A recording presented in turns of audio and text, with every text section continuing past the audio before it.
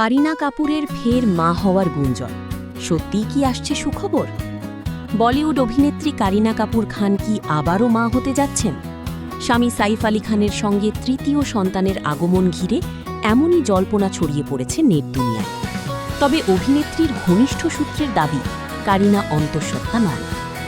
সম্প্রতি সামাজিক যোগাযোগ মাধ্যমে ছড়িয়ে পড়া কারিনার একটি ভিডিওকে কেন্দ্র করে এই গুঞ্জনের সূত্রপাত। ভিডিওতে দেখা যায় কয়েকজন সহকর্মীর সঙ্গে গাড়ির দিকে হেঁটে যাচ্ছেন অভিনেত্রী। এ সময় তার এক সহযোগী কারিনার সামনে ছাতা ধরে হাঁটছিলেন।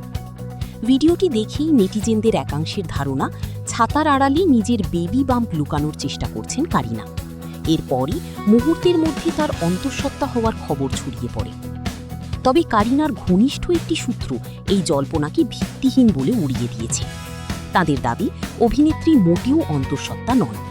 ক্যামেরার বিশেষ কোণ, পোশাকের ধরন কিংবা সাম্প্রতিক ছুটিতে খাওয়া দাওয়ার কারণে তাকে কিছুটা ভিন্ন দেখাতে পারে। তাই ভিডিওতে ছাতা ব্যবহারের ঘটনাকে অন্তঃসত্ত্বা হওয়ার প্রমাণ হিসেবে দেখার সুযোগ নেই। সাইফ কারিনা দম্পতির ঘরে এরই মধ্যে 2 সন্তান, তৈমুর ও জিৎ। গত 16 আগস্ট সাইফ আলী খানের 56তম জন্মদিন উপলক্ষে পরিবারসহ সমুদ্র সৈকতে ছুটি কাটিয়ে ফিরেছেন তারা। এর আগে এক সাক্ষাৎকারে কারিনা জানিয়েছিলেন সাইফ 60 বয়সে আবার বাবা হন এমনটা তিনি চান না। 2 সন্তানকে নিয়ে বর্তমানে বেশ গুছিয়ে সংসার করছেন এই তারকা দম্পতি। সূত্র দি টাইমস অফ ইন্ডিয়া।